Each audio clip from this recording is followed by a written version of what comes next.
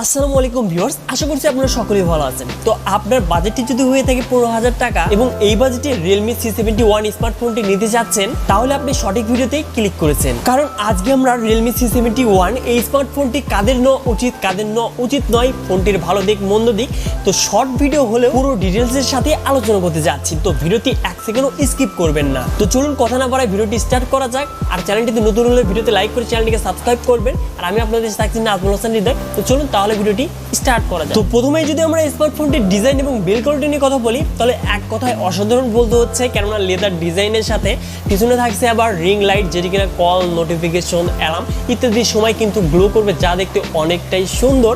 তো অবশ্যই 15,000 টাকায় এই ফোনটির ডিজাইন এবং বিল্ড কোয়ালিটি এক কথায় বেস্ট বলা যায়। এবং এই ফোনটিতে যাবতীয় সকল ধরনের পোর্টস এবং বাটন থাকছে। তো এবার যদি আসা যায় ফোনটির ডিসপ্লে সেকশনে, তো এখানে 6.72 inches IPS LCD display panel থাকছে, সাথে থাকছে 120 Hz রিফ্রেশ রেট। তো এখানে অবশ্যই HD+ রেজুলেশন থাকছে। ফুল HD+ রেজুলেশন হলে বেস্ট হতে পারতো, কিন্তু বাজেটটাও কিন্তু দেখতে হবে 15,000 টাকা। তো অবশ্যই 15,000 টাকায় বেস্ট ডিসপ্লে কোয়ালিটি বলা যায়, বিশেষ করে পাঞ্চল থাকছে।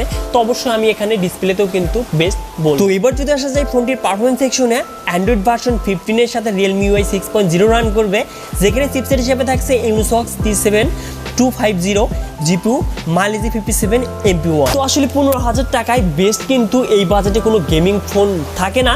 কিন্তু অবশ্যই যারা কিনা ফ্রি ফায়ার খেলতে চাচ্ছেন, তো তারা কিন্তু লো সেটিংসে গেম প্লে করতে পারবেন। তো হ্যাভি যারা গেমার রয়েছেন তাদেরকে এক কথা আমি বলবো, এই ফোনটি স্কিপ করে।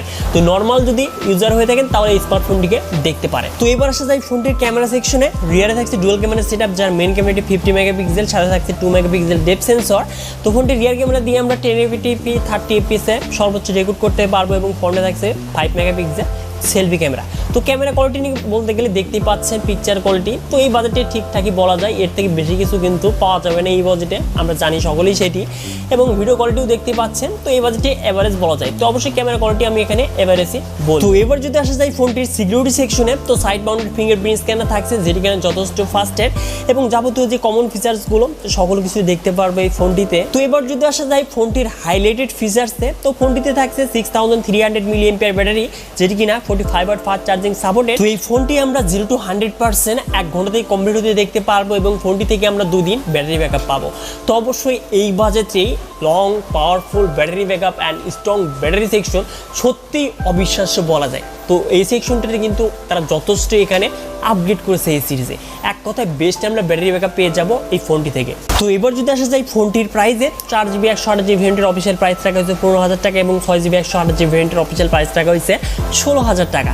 তো অবশ্যই এই বাজেটে আমি বলবো 15,000 টাকার যে ভেরিয়েন্ট রয়েছে এই বাজেটে কিন্তু বেস্ট বলা যায়, বিশেষ করে যারা কিনা হৃদয়ের নতুন একটি স্মার্টফোন নিতে চাচ্ছেন, তো যাদের ব্যাটারি ব্যাকআপটা এক কথায় বেস্ট লাগবে, সাথে ফোনটির স্টাইলিশ লুক চাচ্ছেন, টুকিটাকি গেমিং করতে চাচ্ছেন, এবং ক্যামেরা কোয়ালিটি অতটা না নর্মাল, তাহলে অবশ্যই 15,000 টাকা বাজেটে এই হৃদয় কিন্তু এই স্মার্টফোনটিকে সেরা ফোন বলতেই হচ্ছে।